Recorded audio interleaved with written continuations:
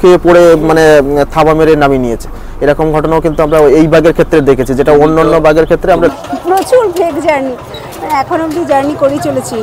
রাতে বোটে থাকার অভিজ্ঞতা আমার এই প্রথম, তো এটা একটা ইউনিক ব্যাপার। ফ্রেন্ডস, আমি ঐন্দ্রিলা, আপনারা দেখছেন ওয়াইল্ড ইন্ডিয়া ট্রাভেলস। সুন্দরবন আমরা সাধারণত যাই ক্যানিং দিয়ে। আজকে যে সুন্দরবন ট্রিপে যাচ্ছি সেটা বাংলাদেশের দিকে, মানে হাসনাবাদ লোকাল হয়ে। পেছনে দাঁড়িয়ে আছে হাসনাবাদ লোকাল 2:20 ট্রেন। তো এই ট্রেনে করে আমরা যাব হাসনাবাদ অবধি। 2:20 থেকে বোধহয় 4:30 বা 4:20 এরকম, 2 ঘন্টা 2.5 ঘন্টা এরকম একটা সময় লাগবে। তারপর সেখান থেকে আবার নতুনভাবে আর কি যাব। তো পুরো যাত্রাপথের ভিডিও তো দেখাবোই, আর আশা করছি এই ট্রিপটা অন্যান্য সুন্দরবন ট্রিপের থেকে অন্যরকম হবে। দেখুন, এই ট্রিপটা সোলো ট্রিপ, একা একাই চলেছি। তবে আমাদের আরও কিছু লোকজন আছেন যাদেরকে কাউকে কাউকে চিনি, কাউকে কাউকে প্রথমবার দেখা হবে তাদের সাথে। তো সবাই মিলে আমরা হাসনাবাদে গিয়ে আসলে মিট করব। তো সেখান থেকে তারপরে ফার্দার আর কি যেভাবে যাওয়া যায় দেখাবো পুরো রাস্তাটাই। আমিও প্রথমবারই যাচ্ছি, তো আমি সেভাবে আর কি জানি না। যারা যাচ্ছেন তারা অনেক কিছু জানেন, তাদের ভরসায় চলেছি আমি। তো দেখা যাক।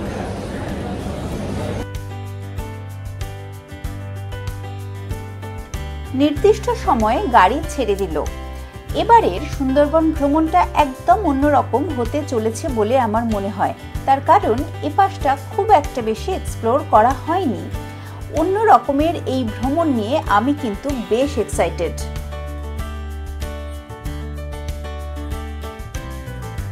একের পর এক পার হয়ে যাচ্ছিলাম বিভিন্ন স্টেশন। দমদম থেকে এই ট্রেনটা হাসনাবাদ লাইনে ঢুকলো।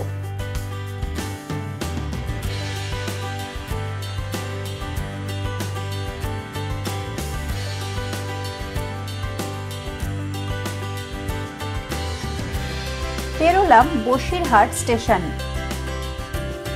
এখানে অনেক মানুষ নামলেন।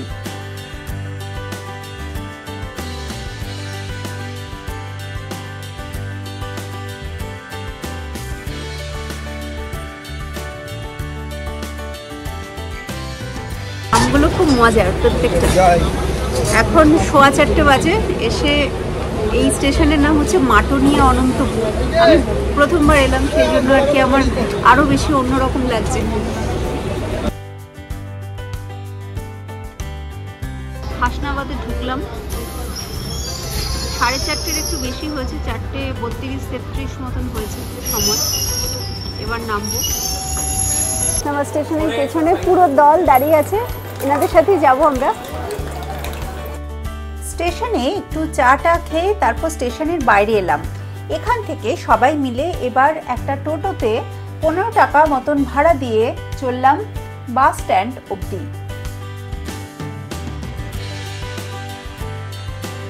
এই জায়গাটা হাসনাবাদের মধ্যেই না? মুড়িহাট বলে লেখা আছে, যে মুড়িহাট। হাসনাবাদ থেকে এবার লেবুখালির দিকে একটু বড় ম্যাজিক টাইপের গাড়ি বুক করা হলো। 5:05 রওনা দিলাম। বনবিবি সেতুর ওপর দিয়ে চলেছি। ইছামতি নদী পেরোবো এইভাবে। 4 বছর হলো এই ব্রিজ তৈরি হয়েছে, তার আগে নৌকো পথে আর কি যাতায়াত করতে হতো। 150-200 টাকা মতন নেয় এখানে। আপনারা যখনই যাবেন অবশ্যই দরদাম করে নেবেন। আমরা পুরো ম্যাজিক ভ্যানটাই বুক করেছিলাম। আমাদের টোটাল 2টো গাড়ি লেগেছিল। এই যাত্রাপথ বেশ দীর্ঘ। পথে যেতে যেতে গ্রামের দৃশ্য যেমন চোখে পড়লো, তেমন চোখে পড়লো গ্রামের শোভাযাত্রা। আমরা যেমন ট্রেনে এসে ব্রেক জার্নি করে চলেছি, সেরকম আপনারা যদি গাড়িতে আসেন তাহলে এই পথটা পুরোটাই গাড়িতে আসতে পারবেন। চলে এসছি Lebukhali bus stand. Sundarban express লেখাই বাসে সবাই নামছেন ম্যাজিক গাড়ি থেকে। লেবুখালি বাস স্ট্যান্ডে এবার আবার খেয়া বেরোতে হবে। এরপরে ফেরি ক্রস করব, আচ্ছা এরপরে ফেরি ক্রস করব, তারপরে আবার 45 মিনিটের এরকম একটা অটো বা কিছু আছে। মানে প্রচুর ব্রেক জার্নি এপাশে। এতটা পথ আসার পর খুবই খিদে পেয়ে গেছিল। বাস স্ট্যান্ডে নেমে একটু সন্ধেবেলা চা পকোড়া খাওয়া হলো, যদিও এই পকোড়াগুলো অত ভালো ছিল না। আমি রেকমেন্ড করব শুকনো খাবার কিছু সাথে রাখুন, কারণ এই অঞ্চলে কিন্তু খাবার অত বেশি পাওয়া যায় না। খেয়া পার হবো এবার। এপারটা হচ্ছে লেবুখালি যেখানে আমরা এলাম, আর ওপারটা হচ্ছে দুলদুলি, ওই খেয়া পার হয়ে যেখানে যাব সেখানে। এই যে মানুষের ভাড়া হচ্ছে 2 টাকা, গরুর ভাড়া। হ্যাঁ, কিন্তু গরুটা লেখা নেই কেন? গরু কি ফ্রি? গরু ফ্রি? হ্যাঁ, ছাগল ভেড়ার না না, সত্যি। নৌকোয় উঠছি, দুলদুলির দিকে যাবে। নৌকো বেশিক্ষণ লাগবে না। ওই যে এই যে এটা দেখা যাচ্ছে লাইট, এইসব দিকেই ঘাটটা। এই দুটো নৌকো এসছে। ফেরিঘাটে এসে নৌকোর জন্য অপেক্ষা করতে করতেই কিছুক্ষণের মধ্যেই চলে এলো নৌকো। খুব সামান্য এই ডিস্টেন্স পার হয়ে গেলাম নৌকোতে।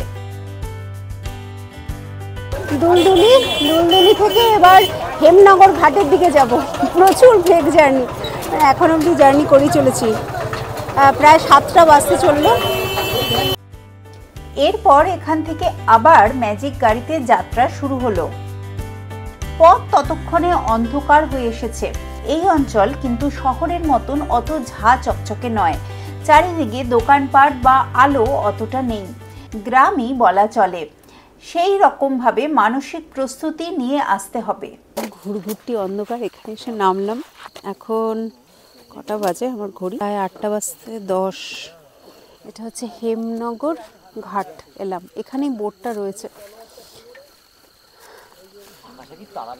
হ্যাঁ, কি সুন্দর না এই টাইম। বাদ, হ্যাঁ, আকাশটা দেখা, অবশ্য আকাশ দেখার সুযোগ পাবে সবসময়।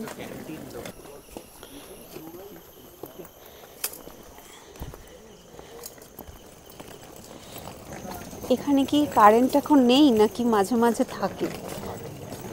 মানে নেই আর কি। হ্যাঁ হ্যাঁ হ্যাঁ, এখানে ইলেকট্রিক পোল মানে ইলেকট্রিসিটি এখানে ব্যবস্থাই নেই আর কি। বেশ আলাদাই ব্যাপার না? ঘাটের এই অংশটা প্রচুর কাদা। এখানে আসলে জোয়ারের সময় জল ওঠে।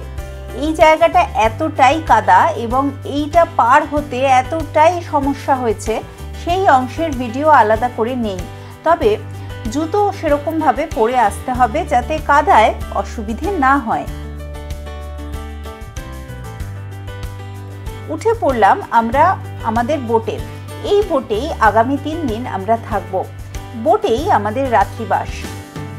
বোটে প্রবেশ করার পর ফ্রেশ হয়ে চলে এলো গরম গরম চিকেন পকোড়া।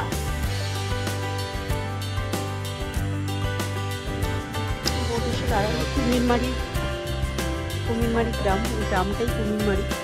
এখানেই আসার কথা ছিল। তবে আমরা আরেকটু রান্না টান্না হচ্ছে বোধহয়, খাওয়া দাওয়া হবে, সেই জন্য একটু দাঁড়ানো হলো। তারপরে আর একটুখানি ভেতরে যাওয়া হবে। আর এই ঘাটটার নামটা বেশ ইন্টারেস্টিং, বুধবারের বাজার। তো এটা এখানে নাকি এরকম অনেকগুলো ঘাট রয়েছে, শনিবারের বাজার, সোমবারের বাজার ইত্যাদি, মানে যেদিন বাজার বসতো সেই দিন হিসেবে। রাতে বোটে থাকার অভিজ্ঞতা আমার এই প্রথম, তো এটা একটা ইউনিক ব্যাপার। আর সুন্দরবনের মতন জায়গা, রাত্রে অনেক ফরেস্ট রেস্ট হাউসে থেকেছি, কিন্তু বোটে জলের মধ্যে থাকা সেটা কিন্তু আবার একদমই অন্যরকম। বোটে উঠে সবাই মিলে বসে চলল গল্পগুজব। পরদিন থেকে অফিসিয়ালি সুন্দরবন ভ্রমণ শুরু হবে। রাতে ডিনার চলে এলো। ভাত, ডাল, ডিমের ঝোল ইত্যাদি দিয়ে আমরা ডিনার কমপ্লিট করলাম। এই ভ্রমণের খরচ ইত্যাদি সবকিছুই কিন্তু এই সুন্দরবন সিরিজের বাকি ভিডিওগুলিতে আমি বলবো। অবশ্যই কিন্তু সেই ভিডিওগুলি দেখবেন। পূর্ণিমার রাতে সুন্দরবন অঞ্চল বড় সুন্দর, বড় রহস্যময়, মায়াবী। আজকের রাতটা কাটলেই আগামীকাল জঙ্গলে প্রবেশ। আমরা ভীষণ এক্সাইটেড। পরদিন সকালে ঘুম ভাঙলো একটু তাড়াতাড়ি। নৌকো ততক্ষণে ঘাট থেকে ছেড়ে রওনা হয়েছে জঙ্গলের দিকে। আমিও ফ্রেশ হয়ে ডেকে চলে এলাম। স্থানীয় একটি স্কুলে পড়ান উদ্দালক দাস। ইনি বহু বছর ধরে সুন্দরবন ভ্রমণ করছেন। ইনি সুন্দরবন সম্বন্ধে একজন বিশেষজ্ঞ বলা যেতে পারে। আমরা এখন কোন দিকে যাচ্ছি?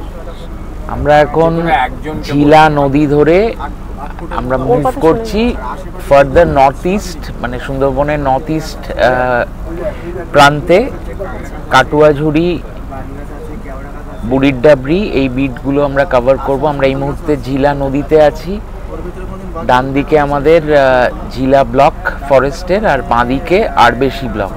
আচ্ছা, মানে আমরা যেখানে ছিলাম ওই আমরা ছিলাম কুমিরমারিতে। ওখান থেকে কতটা মোটামুটি এলাম তাও? এখনো ঘন্টা 2-3 লাগবে আরো 2-3 পুরো রাস্তাটা লাগবে পুরো রাস্তাটা যেতে। এইটা মানে বাফার অঞ্চল বলা হয়, মানে যেটা আমাদের ফিশিং অ্যাক্টিভিটিস বা এর জন্য যেগুলো অ্যালাউড থাকে যে অংশগুলোতে, ফিশিং, ক্র্যাবিং, মাছ ধরা, কাঁকড়া ধরা ইত্যাদির জন্য এই অংশগুলো মানে টাইগার রিজার্ভেরই মধ্যে, কিন্তু তার বাইরের অংশটা যেখানে লাইভলিহুড অ্যাক্টিভিটিস অ্যালাউড, সেই অংশ দিয়ে আমরা এখন যাচ্ছি। আচ্ছা, এই পুরো বেল্টটাই খুব কনফ্লিক্ট প্রোন, যার ফলে বহু কনফ্লিক্ট ইনসিডেন্টস আছে, বহু ঘটনা আছে। এই পার্টিকুলার ফরেস্ট ব্লকটায় ঝিলা, যেটা সব থেকে বেশি ম্যান অ্যানিমাল কনফ্লিক্ট বা ম্যান টাইগার কনফ্লিক্ট রেকর্ড করে। আচ্ছা, সেই অংশটার পাশ দিয়েই আমরা এগোচ্ছি এখন। ক্রমশ আমরা বর্ডারের দিকে যাচ্ছি, যে বর্ডার যে কটা জলের আছে তার একটা অংশ দিয়ে আমরা এখন মানে আমরা ওই অংশটায় আমরা যাব আর কি। আচ্ছা, এটা সুন্দরবনের নর্থ ইস্টার্ন এক্সট্রিমিটি, একদম উত্তর পূর্ব অংশটা। এখান থেকে আবার ব্যাক করে আমরা বেসে আসবো কুমিরমারিতে, পুরোটা ঘুরে মাঝখানে যে জায়গাগুলো আমরা দেখতে পাবো সেগুলো চট করে হয়তো সবসময় দেখা যায় না, সেগুলো চেষ্টা করব দেখার। একটা যেমন আমরা শুনেছি যে এই দিকের সুন্দরবনটা ওই দিকের থেকে, মানে যেটা আমরা ক্যানিং হয়ে নর্মালি যাই তার থেকে ডিফারেন্ট। এবার তোমাদের সবার কাছে এটা একটা জেনারেল প্রশ্ন, যে তোমাদের কেন মনে হয় যে এটা ডিফারেন্ট, বা আদৌ মনে হয় কিনা ডিফারেন্ট? এইদিকে আমরা যত পূর্ব দিকে যাব, আমাদের স্যালিনিটি লেভেলটা, নুনের লেভেলটা কম হবে, যার ফলে ফ্লোরার ভ্যারাইটিটা বেশি পাওয়া যাবে। আচ্ছা, গাছের ভ্যারাইটিটা এই অংশে গোটা সুন্দরবনের মধ্যে সব থেকে বেশি দেখতে পাওয়া যায়। আচ্ছা, সুন্দরী গাছ, যেটা সুন্দরবন নামের যে কয়েকটা সম্ভাব্য কারণ তার মধ্যে একটা, এই সুন্দরী গাছ কিন্তু বসিরহাট রেঞ্জের একদম একটা বৈশিষ্ট্য, যেটা আমরা অতটা দেখা যায় না, অত বেশি অন্য অংশে সাউথে বা সেন্ট্রাল সুন্দরবনে অত বেশি দেখা যায় না। গোলপাতা, গোলপাতার অংশগুলো একটু এলে আমাদেরকে একটু দেখিও। আচ্ছা, সেদিক থেকে এই অংশটা খুব রিচ গাছের দিক থেকে। আর এমনি মানে অন্যান্য মানে বার্ডস প্রচুর, ক্ষেত্রে কিছু বাঘের ক্ষেত্রেও লাস্ট যে টাইগার কাউন্ট ছিল তাতে বসিরহাট রেঞ্জে 20টার ওপর বাঘ আছে। আচ্ছা, ন্যাচারালি এই অংশটায় টাইগার অ্যাক্টিভিটি। শুনলাম আমাদের ট্যুর ম্যানেজার উদ্দালক দাস, পাবলো দা, তার বক্তব্য। এবার যিনি গাইড আছেন তার কথা একটু শুনবো।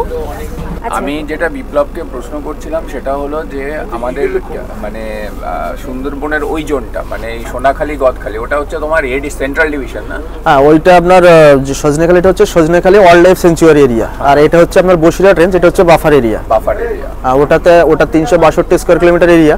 ওটাতে শুধুমাত্র ট্যুরিস্ট অ্যালাউ আছে। আপনার না মৎস্যজীবী লোক মাছ কাঁকড়া ধরতে পারবে, না অন্য কোনো অ্যাক্টিভিটি হবে, শুধুমাত্র ট্যুরিস্ট যাবে। আর আমাদের যে বসিরহাট রেঞ্জের এই এরিয়াটা, এই এরিয়াটা হচ্ছে বাফার এরিয়া। এখানে আপনার মাছ কাঁকড়াও ধরা যাবে, তেমনি ট্যুরিস্টেরও আপনার অ্যালাউ আছে।